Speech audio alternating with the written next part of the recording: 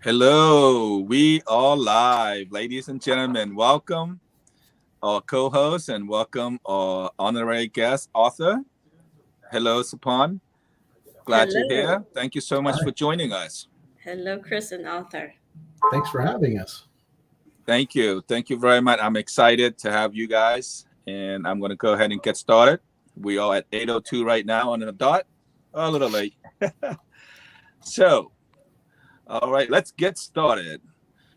It's time. 8:02. Here we go live every Friday at 8:02 Eastern Standard Time. The Mindful Matter podcast. Follow, join, and watch us where you can learn how and why to be the following: successful, healthier, create generational wealth, plan money tree, and above all, how and why it is important to be happier with the people around you. Ladies and gentlemen, please welcome our seventh honorary guest, Arthur Ross, the co-founder and COO at the huge tech ecosystem Pop Global. It is an all-in-one ecosystem, including PopTop compared to Facebook, PopGo, Google, Pop Video, YouTube, PopFire, Google Drive, and PopTune, Spotify. He is an extraordinary man with a prolific big problem solver, genuine love for improving humanity and entertainment community through the state-of-art technology. He is wonderful, kind, caring, intelligent, gifted, motivator, and mentor for many successful artists and entertainment entrepreneur. Wow. All right. Who is that guy? Amazing introduction. Can't wait to get to Yeah. know him, to learn from him. Okay, and more importantly, here it is. And now here is our co-host. We have Supon Hall. Yay. Yay! So excited. Well, hello. Welcome, Arthur. Thank you, Chris. You're welcome. Yeah, you're welcome. A wonderful introduction. So, Arthur, we going to uh, go over the 6 questions, and we'll have opportunity to interact with you. And with all the introduction, I'm excited to learn more from you, and as well as the audience, sharing with the audience, my community, Cambodian American community from the metropolitan area. You know where that is? DC, Virginia, Maryland, Pennsylvania, and the surrounding area. Let's go. And what are the 6 things? What are the 6 things we're going to be talking about? Okay, number one. Where's my teleprompter? Introduce yourself, Introducing yourself, right? and then number 2. Number two, to dive deeper into his vision and businesses. And number three, share strategy on his personal and business successes, challenges, and obstacles. 4, share his experiences, how to be and stay healthier mentally, physically, emotionally, spiritually, and financially. And 5, share his methodology on why and how to build generational wealth and plan your own money trees. My favorite. And above all, this is my favorite part, how and why it is important to be happier with the people around you and how to have a strong inner circle of relationship. So this is important. So this is what we want to learn. This is how we build generational wealth, not only financially, but through all aspects of emotionally, spiritually, physically, and all aspects. So, Arthur, thank you for joining us. Please, let's get the party started. All Not right. a big question. Can you handle it? I think so. Awesome. Yeah. Let's talk about yourself, sir. All right. Well, Personal as well as business. about business. Personally and business. Yeah. Whatever, however you want to feel comfortable, and start with that. Yeah. I like introducing myself as a prolific problem solver. So, even as a kid, I always went around the house looking for things to fix, even though they weren't broken. No, you broke it and you try to fix it. Yeah, even if they weren't broken, I would take them They said apart. if it ain't broken, don't fix it. That's what I heard. Yeah, I never learned that one. No, I love finding problems and then fixing them. I spent almost my entire life finding problems and then trying to figure out or understand what was it that broke it in the first place, not just that it was broken and fix it. My brother would always be the guy trying to fix it, but I always wanted to know, how did it get broken? What made this thing break in the first place? Like, can we make it better next time?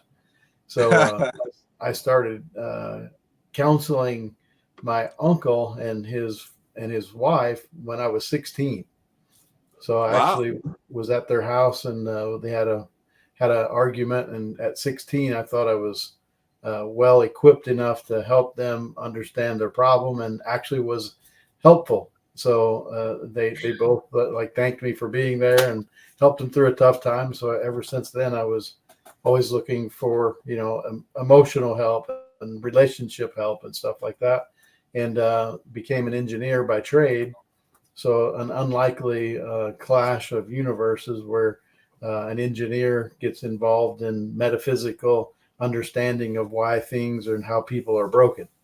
So and then that actually helped me, I think, turn into business related matters and use the same principles for solving problems that are business related as well. So I've just been all about finding problems and fixing it. One of the pieces that most people never really know much about is as an engineer, built manufacturing facilities for large, corporations, some of the biggest office furniture manufacturers in the world. And the owner, after they opened it up, and about 30 companies from around the world bid on solving this problem of manufacturing 12 times more production in the same facility. So people flew in from all over the world to bid on that. And after 6 weeks of bidding, I won. So my idea won, and I remember leaving my very first meeting. Me and my laptop came out to see the second company coming in, and they had 13 people that was presenting for them.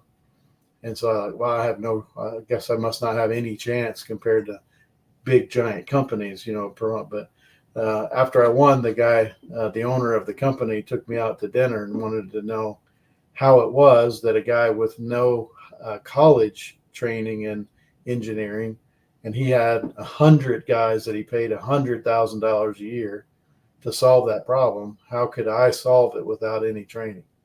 And I actually told him that I learned how to solve problems by digging a hole with a post hole digger when I was 12. And he listened to my story intently, and he said, "So you're telling me I need to find engineers that know how to use a post hole digger?" And I said, "It's a good place to start." But the point is, you can find the things that solve problems in the smallest way can solve the same problems in other areas and much bigger. But fix one problem, and you can find a solution for many other problems. Wow, that was inspiring and also motivating for you, just to know that you're on the right track. And that's a beautiful story. Absolutely. So having growing up, when you take things apart, did you have a habit of putting together, or just laying things around? No, I always put it together. Yeah. You put it away. You actually put it away. Yeah, I played with it until I fixed it, and fixed it. I would fix it better than it was. So how long would it take you for one project or one item that you take apart? And how long does it take you to say, interesting, I solved them, I got something? Yeah, some of them were, of course, we lived next to a real farm. We lived in a rural area with 2.5 acres. So we had cows and little tractors and electric fences and things like that. So there was always something for me to tinker with. So depending on how complicated it was. And so my dad let me work on the brakes of a truck. So I took the brakes apart on a truck when I was 12 and had all the springs and stuff in it. that was one of my longer projects because he wouldn't help me put it back together. I took it apart. I had to put it back together. So it's important to keep you busy, right? You always have something to do. Yeah, if you were the mind of curiosity mind, right? Well, yeah, very curiosity. My dad made me, if I start something, you got to finish it. Wow. See, I didn't have anybody to beat up on me because I take things apart, but I never put it back together. Yeah, no reason to put it back together. Oh no, my attitude was not yet. I'm not done yet. Oh yeah. Right. Yeah. But you can see, I mean, I guess it's like destiny, or it was meant to be. You're an engineer. It doesn't matter if you went to college for it or you went to a professional school for it. I think it's have to be in our DNA, deep inside our wiring system in our head, right? In our brain, right? Yeah. So I think it's really important that, with the audience lesson out there, you don't have to have a college degree to be an amazing engineer or amazing doctor, or amazing painter, whatever talent that they have. It's just genetically, and also environment, and Well, also have you heard of the term? Have you heard of the term epigenetics? No, this is the first time. What could you explain? So the guy, this would be probably a long story, but the guy in the 60s, have you ever seen a mouse that had a human ear growing under its skin? So no. in the 60s, the guy that was tracing the first college that was actually getting a picture of our DNA. So he was actually tracing human DNA to figure out that it's 3 spirals and how many pairs and all. So he was one of the guys that did that. Well, he took human T cells, which could emulate any part of the human body, and he put skin cells from a human ear inside of a mouse and could grow a human ear inside of the mouse. That's a true story.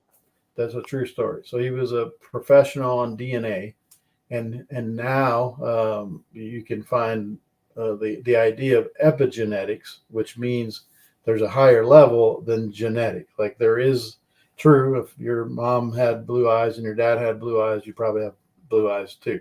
So then your hairline follows your mom's dad's hairline.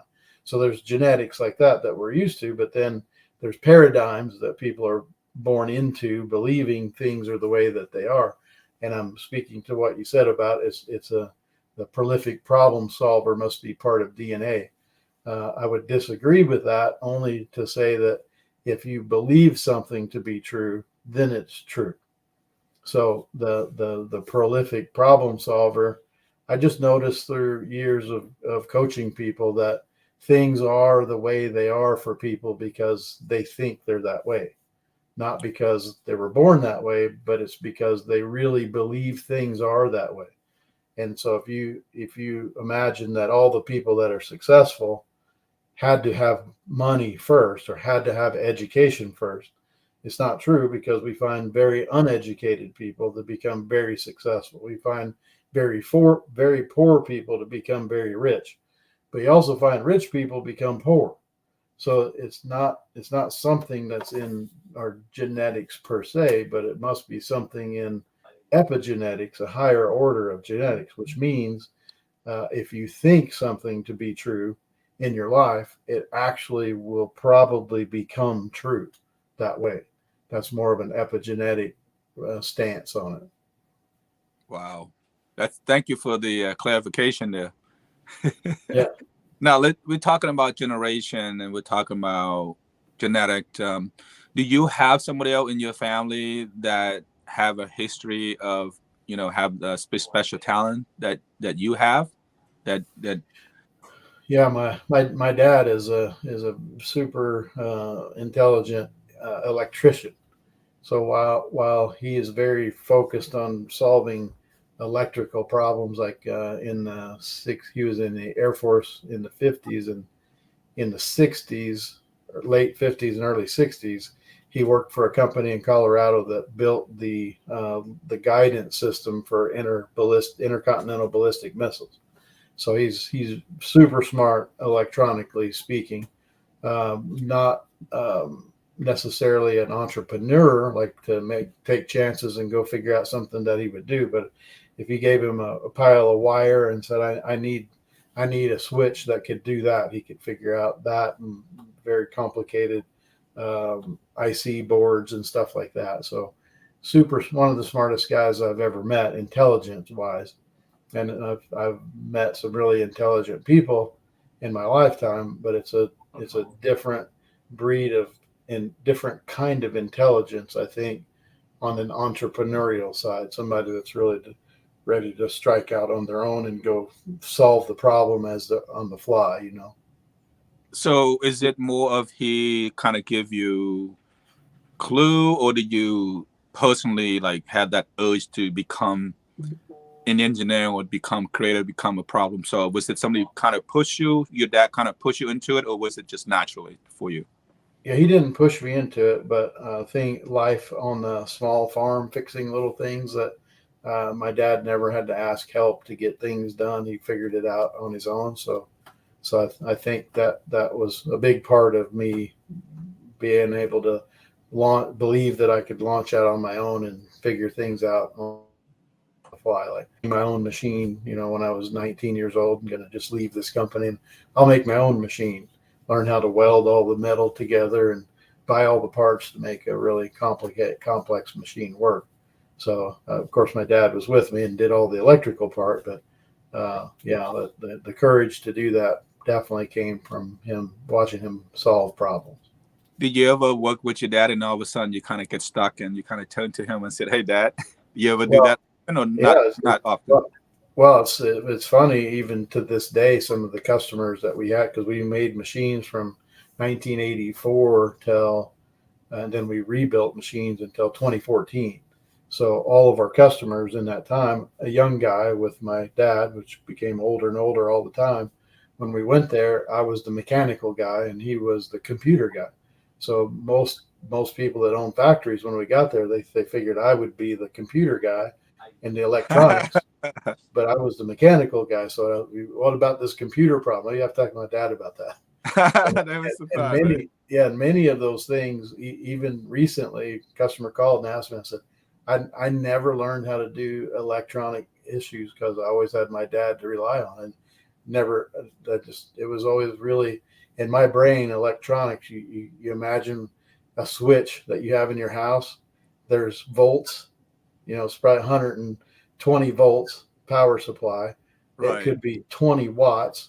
What's the current? How many amps are in it? Like, I just never understood how all those things could be in a wire. But yeah, so Dad, where's Dad? Right? Where's Dad? Right? Yeah, yeah.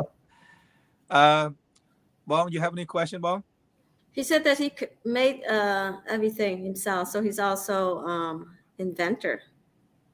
Yeah, in the Air Force in the 50s, he was stationed in England, and in 1953, I think he sent back all of the pieces that you would need to make a radar detector to detecting police radar, but he never put it together. He sent all the pieces back so that when he got home he could make it, and I found it decades later. He got things to do. Yeah. My dad always said we're too busy working to make money. There you go. All right, so let's go ahead and move on to our second topic. Let's go ahead and dive a little deeper in more detail into your vision and your businesses. Well, let's go forward into Pop Talk, which is on the screen there, poptalk.io, which is a part of the ecosystem of Pop Global Media, and I call it huge tech. I invented that term just because there's Pop Talk by itself, there's YouTube by itself, there's Amazon by itself. Nobody's ever put that much into one space, and we actually had all of that into one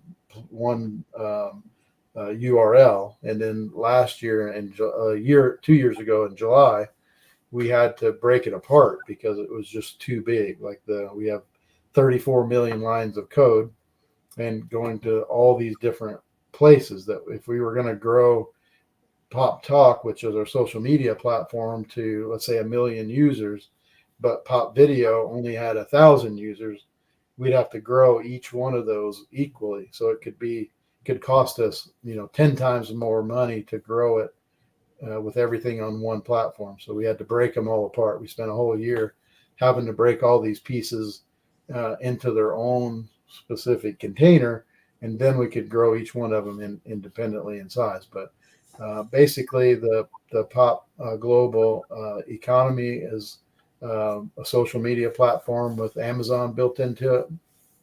Have a search engine like Google, and a video platform like YouTube. And then one of the entrepreneur groups that we first encountered a couple of years ago were musicians. So that's how the Pop Tunes came into play. We solving a problem that independent musicians, when they were coming on the platform and building their audience, and so they were telling us, well, this is nice, but our main problem is we have music and we want to be heard. So we built Pop Tunes to help them get heard. So basically, your major focus right now is to help providing the resource for all the artists and entertainer. So our goal is to help all entrepreneurs. So Pop Talk, if you have a product or a service, it would be ideal for you to go on there and build your own store and list your items, so you don't have to build a website. You don't have to pay to have it built. You can do everything that you need to do on Pop Talk. But as an entrepreneur,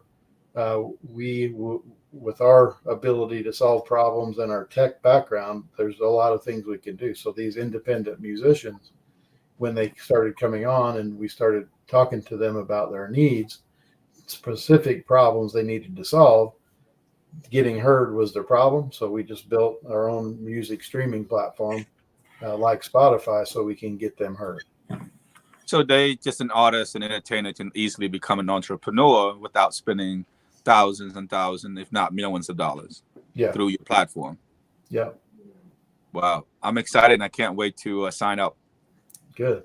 I did sign up, but I know you were still working on some, finalizing it. So I was waiting for you to respond to me to say, go ahead, Chris, let's go ahead. PopTalk.io is open, ready for business. Pop Tunes is free music streaming with no commercials. Wow. Well, you know what? I make sure to, do my due diligence and do what I said. I wanted to use your system. I'll be signing up. Well, I did register to sign up, but now I have to start using it since you are telling me that it's ready to go. Yeah, we're ready to go. So, yep. Wonderful.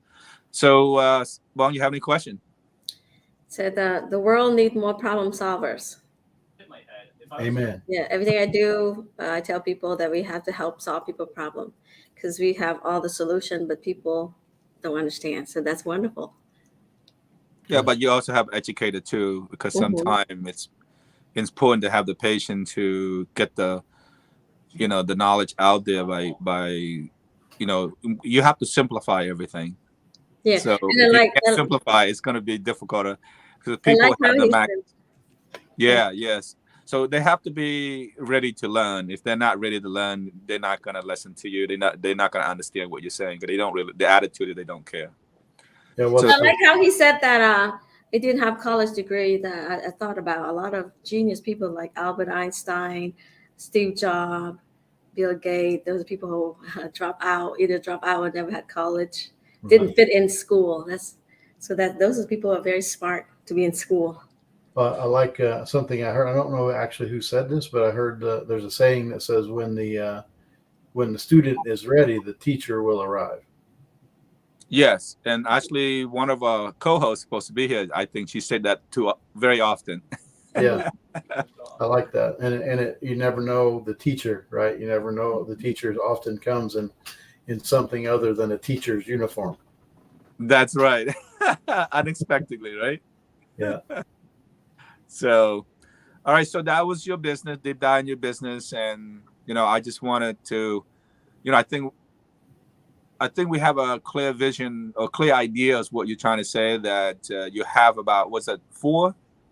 Is it 4 different products within one, or 5 different products within one? 5. We actually have 14 coming. We have 5 actually that are related to each other, and should be 3 are up. 2 will be out imminently within a few months. So once as you add on feature, I mean additional feature and functionality, are you going to increase price? Because I know now you said it's almost like nothing, free to nothing. Yeah, Pop Talk will never charge anything for Pop Talk. Just the products and services that people sell on there. If we actually clear them through our gateway, then we charge 5% for the product, 3% is for the credit card, and then we charge 2% for the store and the platform and the risk of handling the credit cards and stuff like that. So there is a fee on the backside, but most of the entrepreneurs that I've talked to so far is they would much rather pay a fee from successfully selling something than have uploaded charges and have to pay thousands of dollars before they ever have a chance to sell something. So I can recommend any artist or any entertainer or any entrepreneur just to come into your all-in-one ecosystem. Yeah, they would to get the full effect of what we can do for an independent artist that has music already. They would contact me, send me. We'd have to probably take a whole nother half hour just to talk about what we can do with Pop Tunes, but we would match them up in the genre that they want to be in, and I could actually list them in the genre beside the most popular people in that genre today. So they'd be right beside their most famous people. I see. All right, so it's about 8:32 right now. So let's go ahead and move into our third one. Let's go ahead. Let's focus on strategy, on a personal life strategy to your business success strategy, to share with us your challenges and your obstacle. So those are the things that we would like to know as well. Well, and the bigger the problem, the cost, the more cost, it takes. The furniture factory that I designed, was a very big problem to solve, and it was a $40 million solution. So, but they were selling more office furniture out of that factory than all of the other plants combined. So a very big problem most likely will have a very big solution.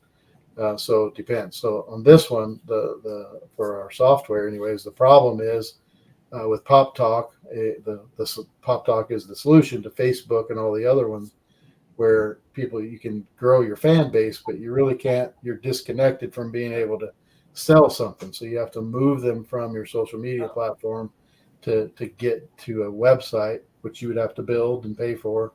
And, so every time you click, when you're in the marketing space anyways, every time you have your customer click and move from one site to the next site, they say you lose 50% of the people. So every time I have to leave, you're going to lose your customer. So the more clicks they have to make, the more chances you are losing that customer. So the obstacle really becomes first, identifying the problem. Second, identifying your target market. Once you know who your market is, then you solve their problem.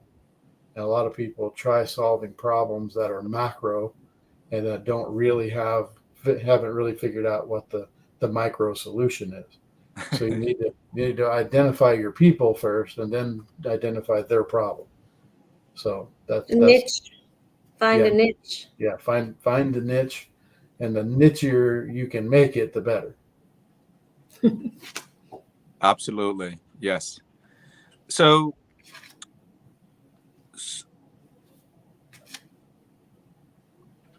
go ahead. You asked for it. I'm going to hold on to that question first. Go ahead, Bob. Okay. Well, the next problem is funding the solution. So depending on the mousetrap that you just created, funding becomes a really big issue. And so, like most people, they build a business plan and they go out and start looking for funding, and that's most likely how people do it. What we, trying to sell the idea, and we decided early on that we would build it first, and then they would come. So we have built the product and shown investors this is the finished product. Like a lot of times, people ask me for a pitch deck. Like, I don't really have a pitch deck. I have the finished solution here. I'm not pitching an idea. I built it. It's already done. Yeah, I was going to compare to what and then you can solve it without any financial resource that needed. So I was going to ask you, is most of the problem that you solve, is it that you have the talent to actually solve it yourself, or you actually have to pay somebody financially to help you come up with that solution? What was it the person actually solved most of those, or was it somebody else is actually doing the work for you? Well, there's an interesting principle of success there, and most people think that they have to figure out a way to solve the problem first, right? Um, you would imagine, for me, thinking of the problem that Facebook has for their customers, that I'd have to go learn how to be this big programmer and learn how to make all these programs. Well, I'd solved the problem we needed to build from having built websites in the past. And once I learned Facebook ad strategies and started charging people to do Facebook ads, once I figured out the solution there, and I also figured out how to do search engine optimization on Google, how to move your website organically to page one. Once you figure those out, Google within a few weeks, Google starts changing the algorithm. So I thought, well, in order, after years of doing that, I finally decided we're going to have our own search engine. We're going to have our own social media platform. So you'd think, well, the normal person would say, oh, I have to go hire somebody that can build that. Well, you can go find that most people talking about competing with Facebook tell you it's impossible. By the time you program 30 million lines of code, you're so far, it's like decade, or you have to hire hundreds of people to crunch enough code to get it done in a few years. By the time you're done, you've already lost that moment, that window. But as it stood, I solved the problem. I knew I needed a new social platform. So, and on my way to learning how to do other things, setting in a restaurant in Las Vegas, I sat down next to who my partner is, which already had built a social media platform, but didn't know how to market it. So what that means is, you solve the problem. You realize what will solve the problem, and the universe, God, will make sure that person comes to you, to your life, and you'll find the solution without thinking that you have to do every step yourself. So what would be the bigger challenge? Is it the talent, or is it the finance? Faith. Faith is the biggest challenge. So believing that, that we were talking about paradigms before, right? So if you think something is the way that it is, then that's your limitation. But if you believe that it could be a different way, then your faith in the other way becomes the biggest challenge. Can you believe it that way? In the Bible, Jesus said that when you pray, believe that you have the thing that you're praying for when you ask. And all the Christians that I ever talked to, they don't know that's what he said. And it comes right after, if you have the faith, the grain of a mustard seed, you could say into this mountain, be thou removed and cast into the sea. Most Christians know that story, but they don't know the rest of the story, that you have to believe that it already happened first. And so demonstrating that kind of faith is the biggest obstacle of them all. Believing that you have something when you don't have it. That's the solution. So it's almost like you have to know that you are going to be successful. You got to have faith in yourself. Faith. Well, not to be picky, but you still don't have it if you think you're going to be successful.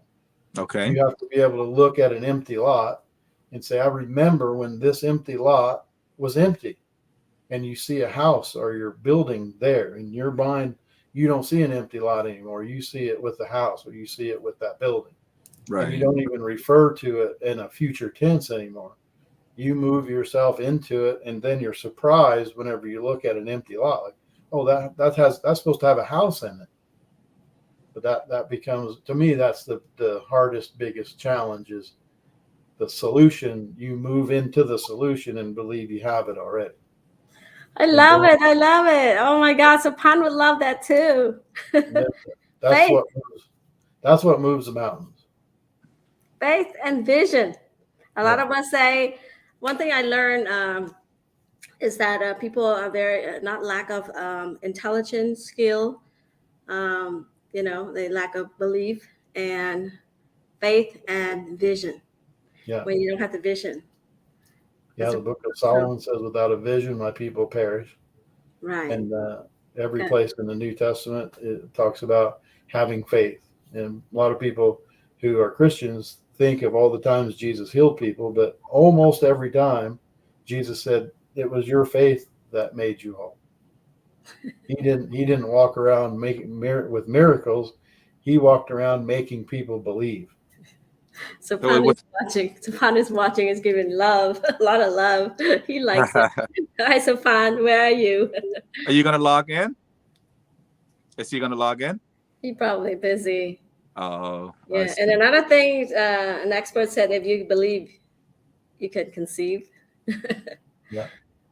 Yeah, another word is manifest, right? Manifest. You believe in it and keep thinking about it, you can manifest. So those are the things that people can learn from us, from all different walk of life, from all different belief and different strategies and vision and plan and all that stuff. That's the beauty of this podcast, is people can actually learn from all different walks of life and The and power of positive thinking.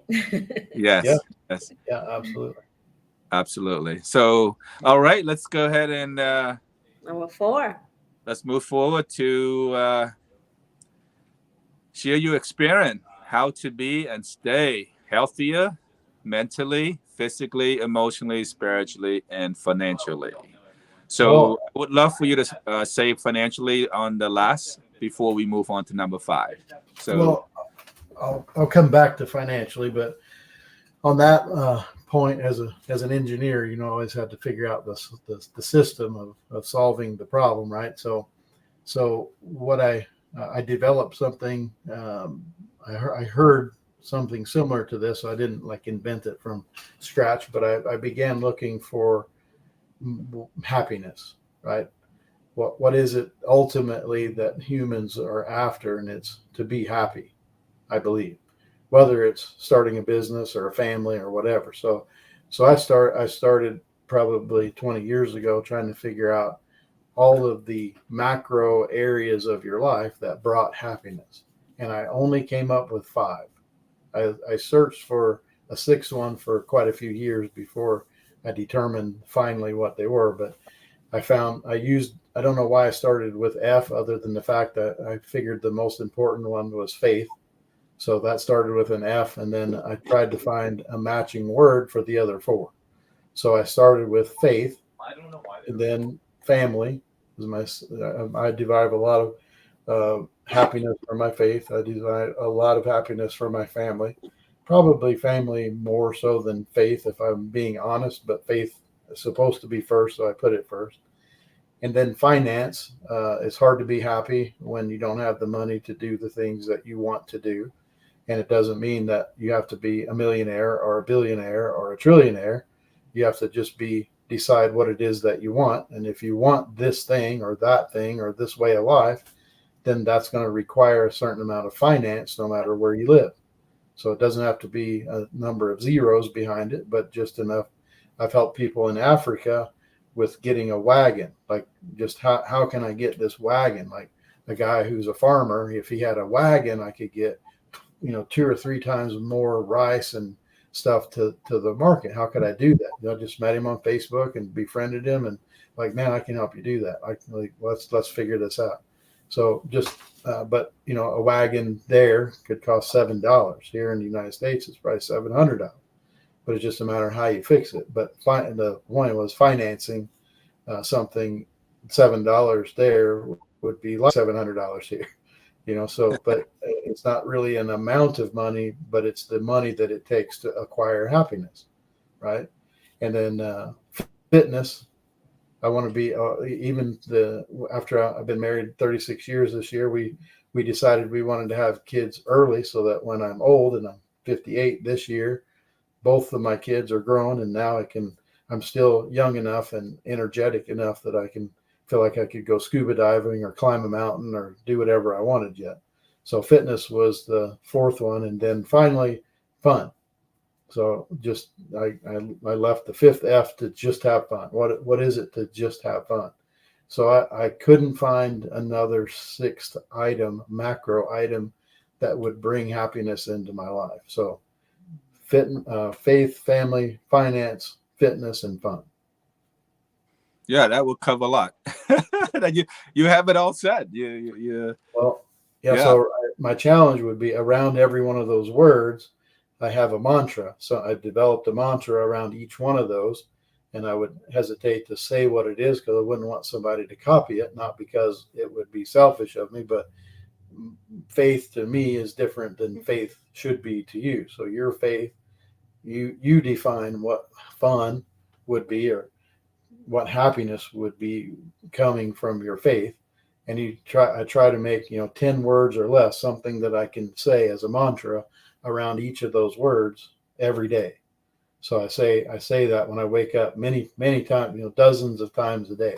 I say these mantras, and if I'm thinking about my family, I have a mantra around my wife, I have a mantra around my son, I have a mantra around my daughter, and anytime I think of them, I say these things. And these are things that I think they would be happy with. Indeed. So that's definitely helpful. I think somebody can actually learn from that advice if they wish to adapt it your way. I think they can, be healthier. Sure. If you have those 5 things in your book and kind of turn each page or turn each data into that. You have a book regarding that or what? No, not yet. I've started many books, but unfortunately in my brain, once I start writing, then it's just like too much information comes down on At the same time, on itself, right? Yeah. So I think once my finances is finally where I feel like I can, so my finances, I'm a money magnet. An abundance of money flows to me and through me effortlessly. By abundance, I mean $10,000 a week or more, and that comes from multiple sources of income where I work really hard once and help lots of people. So so that I'm not taking advantage of people. I work really hard once and get paid forever. So what would you say? Most practical and healthiest thing that you're actually currently doing and practicing doing right now? What would it be? Those mantras. So those it. Let's just keep Yeah. practicing those, right? Yeah. So there's not specifically one is healthier than the other, but just the balance of it. Yeah, I mean, you decide what makes you happy in that area of life, and then just that faith that I was talking about, you believe that you have it. So if what I need, what I feel like I need, is $10,000 a week in income, in revenue, so that I could now, if that was revenue that was coming in every week from multiple sources that I've built, worked really hard once, so that I get paid forever, and this what I'm doing with Pop Global is just something that came from me looking for finance that much income. So that's $500,000 a year. I always thought I never needed $500,000 a year, but if I'm going to work and I can earn $100,000 a year, well, I got to work 2,000 hours a year to get that. I need more money than that. I don't mind working, but if it's an even exchange for money, well, I'm always going to be too busy. So I need to somehow make money while I'm sleeping. I need to somehow make money when I'm not working. And it's not that I object to working. It's just that even at $300 an hour, you can't make enough money to not ever work again. So it's going to take way more than that. So just setting a standard, starting with something and say, wow, $10,000 a week is way more than I've ever made. But it's in the realm of belief that I think I could. Now how could I? I don't have to know how could I. I just have to move into having 10,000, saying over and over and over again that I have $10,000 a week from many sources of income, and then they will come. Once you believe that in your brain, once you actually can move into the faith of that, then they will come. And I literally was sitting next to Peter Ray, my partner in Pop Global Media, where he had written most of the 30 million lines of code when I met him. He just didn't know what to do with it. That's where you come in, the expert, right? Just another cog in the wheel, another link in the chain. How many other people did I need? How many other people did we need? Lots of people. It's the connection, but also having the right connection. Yeah, absolutely. That fit into what you need, right? Exactly. So that's where the belief and comes in as well, and faith comes in, that you're going to meet the right people at the right place at the right time. Yeah. To build in, maybe people come to your life for a certain reason. That's why every season, it's why we have 4 seasons, right? And Yeah. they come, met our need, and then they leave. That's right. So I'm going to leave it to Bong. I think she probably want to have a few other questions to ask you. Yeah, I like how he said, until you have you have learned to have your money work while you're asleep, you don't have to work until you die. And I learned that from experts. Yeah. And very few people believe that. It's hard to see that. Yeah. So this is inspiring. Thank you so much, Arthur. Oh, you're welcome. So since we're at the financially, let's just go ahead and focus on the most important things, how we can actually build money. So let's go ahead and share your methodology on trading wealth and how to build generational wealth and plant your money tree. So you were saying 10,000 is not enough for you.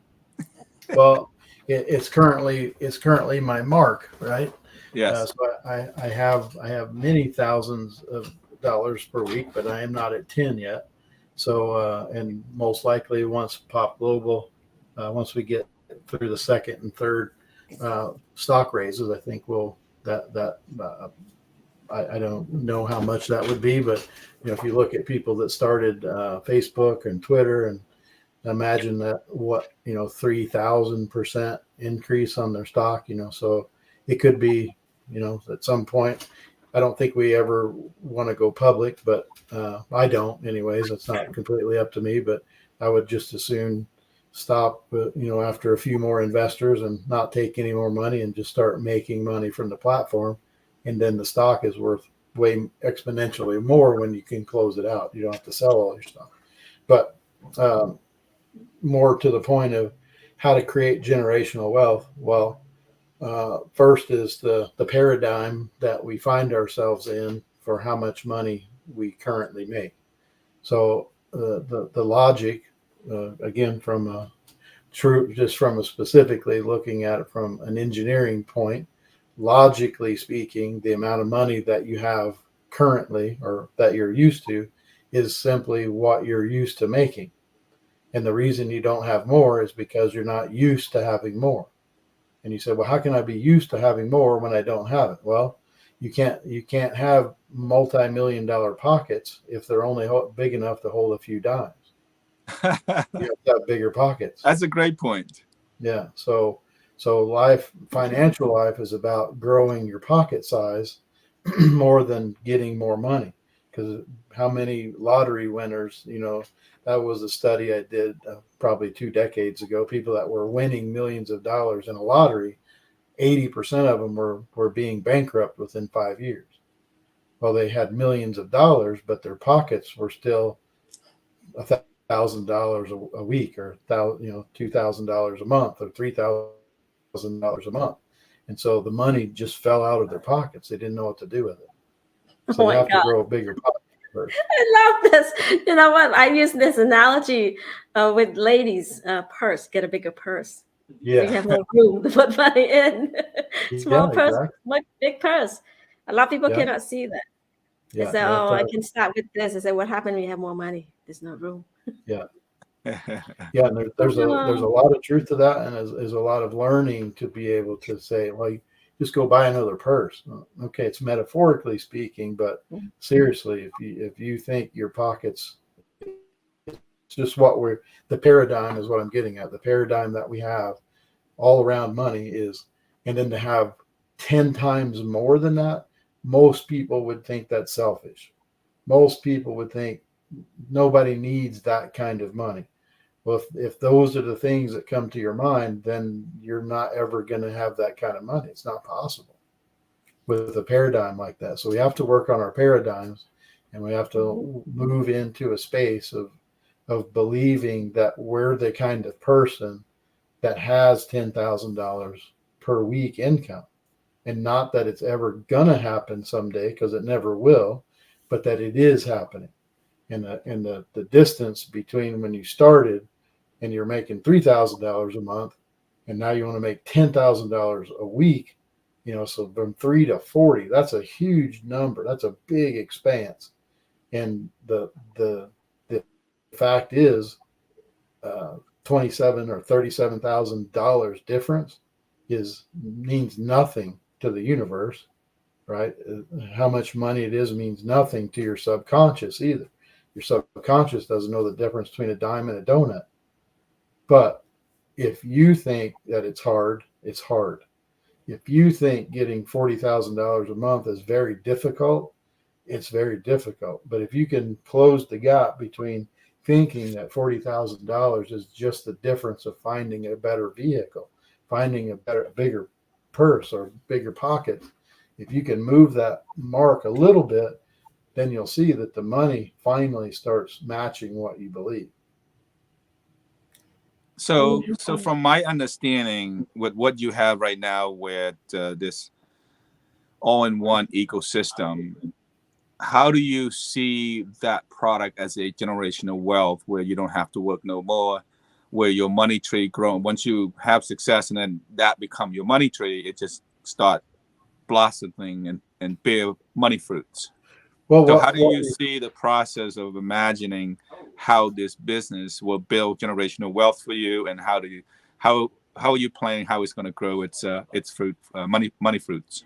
Yeah, well, from a purely product speaking, not even thinking about stock or if somebody tried to buy it or something like that, it ain't for sale. And everybody asks me how much would it take to buy it, even at this point when I'm not making anything. I don't draw a paycheck from Pop Global. Never have. Haven't taken a penny. After 5 years, I've never taken a penny out of Pop Global. I've just poured money into it. So when would I start? I don't. Probably right away. As soon as there was extra money in there, I'd probably start taking a $5,000 a month check. That's one half of one of my weeks that I want $10,000 a week. So I'm getting now. That's another source of income. But if somebody's asking me how many millions would it take to buy that from me, even though I'm not making anything, there's no number. There's not. A trillion. Probably I don't need that kind of money. A billion. I don't need that kind of money. I talked to a billionaire one time, and he said it's very hard to spend $40,000 a month. Once you got a house that you want to live in, once you have a boat, once you have 3 or 4 cars. Okay, if you have millions of dollars and you go buy the house and the car and the boat and the truck and the motorcycle, all jewelry, got all that stuff built, maybe you spend $5 million buying everything you want. Once you have all that, which he did, he said it's very difficult to spend $40,000 a month. You just can't do it month after month. So you like to connect with them so we can help them out. Yeah, I think you know what, it's possible. Here's what I'm saying. If you combine the Facebook, the Google Drive, the Spotify, and what they're charging now, and you just do half of them, and you also provide that convenience services all in one ecosystem. And I think I can't imagine if you could charge me $9.99, $10 a month, and you have about 100,000 members subscribing, paying per month. You do the math. That's pretty good generational wealth and money tree. Yeah. What do you say? $100 a month profit from, so what I did is I made Pop Talk into a platform where I could help customers who are just like me that have products and services to sell. If I could help them by not investing $5,000 in a website, not having to figure out how to do it themselves, but come to my platform and do it. So there we're clearing their products for 5%. Well, count me in for $10 a month. Yeah. Me too. And I bring my whole team. So Pop Talk doesn't charge anything. It's just clearing your products. We make 2%. So that's a linear curve, right? I know how many products I have to sell on the platform at 2% to generate an income.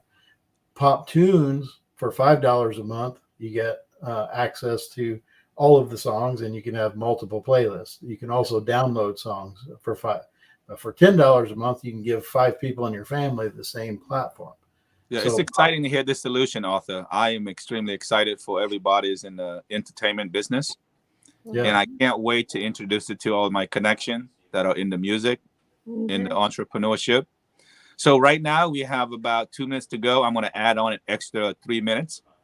So you are going to have 5 minutes left to talk about our last topic, because it's important that we should discuss that. So in the last one, and let's go ahead, Bong, go ahead and read that to him. Above all, how and why it is very important to be happier with people around you, and how to have a strong inner circle of relationships. Well, this is it's a whole nother hour on that one too.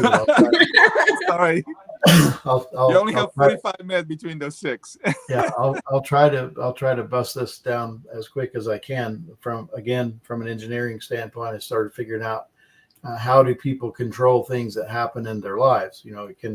It's not what you know, it's who you know. Okay, well, possibly, there are some truth to what you know. There's a truth to who you know also. But what I found is that your frequency that you are holding yourself.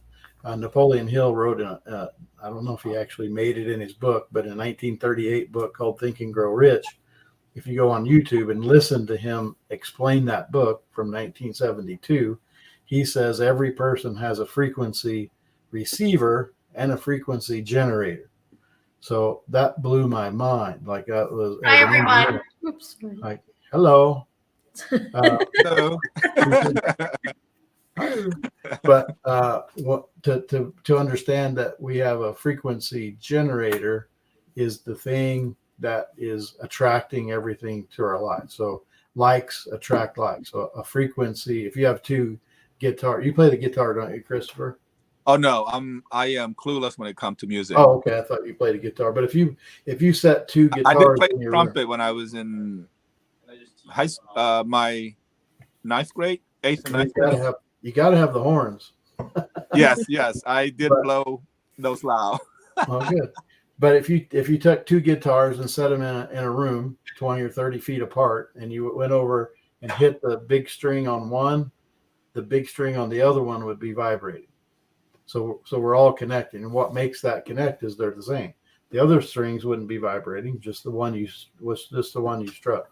So the idea of why be happy, because if you're vibrating, let's just say I've worked it out that there was 200 frequencies that you could vibrate on, and those frequencies are named your emotional states. So I've broke it down. I'll give you the answer first. Your tomorrows are based on your most often held frequencies. So your most often held emotional states determine your tomorrows. And why is that? Because your emotional state is at the root of your vibration. Your frequency that you're pushing out is the frequency that you hold all day long. And the frequency you hold all day long is based on the beliefs that you're thinking all day long. So a thought leads to a belief. When you form a belief on a thought you just had, it carries with it a necessary emotional response. That's your vibration. So if you're walking around angry or mad or feel like you've been taken advantage of for days or weeks or months or years, some people never get over being taken advantage of, then the universe, I think God made it this way, but the universe is designed that likes attract likes. And it's as if you're vibrating as unfair and unhappy and been taken advantage of, people, places, and things come to you so that you can keep feeling that way. It's designed, but the universe doesn't know this is a bad thing for you. But if you were to vibrate happy and think of things that are joyful, happiness, those types of things, then people will come to you to help you feel that way. So if you feel opulent and successful, then people that will continue help you to feel opulent and successful will start migrating into your pool. Absolutely. That's why it's so important. 100% agreeing with you, because I can share that real experience with podcasting. I was amazed. I'm already filled in about the next 6 months of honorary hosts that wanted to be on the podcast, just from the first 6 episodes that we have. And we have, connection to connection, and before you know it, that string of vibration, that energy, just bring those people together. It's just amazing. And I still have people contact me. Hey, I would love to be on your show as well. And plus, I do a lot of reaching out to them as well, which is helpful too. It's just taking the initiative and say, hey, I love what you're doing. I think you should share your story, share your business with the world, and see if you can help create a better world out there. Well, I appreciate what you're doing, and I would be happy to come back anytime. Yes, attraction. Yes. Yeah. So let's go ahead and finish up. We got about 30 seconds left, and let's go ahead and finish that up before I said it's 9:02. Wonderful. So let's finish with your question, Bong, and then we go ahead and close. It's been by so quickly, an hour's gone by. I know, we learned it's so too much quick. from Arthur. We definitely want to see you coming back more and more, and I'm sure the audience will enjoy learning from you. Okay. I just love your positive attitude, and it's amazing. Thank you. All right, ladies and gentlemen, Arthur, I want to deeply appreciate that you take the time and the energy and the effort to come in and share your story, share your business vision and ideas, and your success, your wealth, your advice on being healthy and being happier. So I really appreciate it. And my co-host, great job. I know you did a wonderful job. Pretty soon you're taking over my job. I would love to have you start your own podcast as well, Bong. Yes. Yeah, so I would love to help you put together your own podcast and give you all the advice that you need. And because we have a lot to share with the world, and let's build a better world together. So yes, I'm all for it. All positive, all things possible. Yeah. All right. And to our audience, thank you so much. It is 9:02. Thank you so much for tuning in, where you can learn success, wealth, nutrition, and healthy, and be happy from all different type of people around the world. Thank you so much. Goodbye. Thank you. That was really good. Thank you, guys. I really appreciate it. Thank you, Chris. Thank you, Arthur. Thank you. Namaste. Yes, thank hope you. The audience enjoy it. Thank you. Yeah. Enjoy. Thanks for watching, guys. Okay, Bong. Thank you. Let me end it first.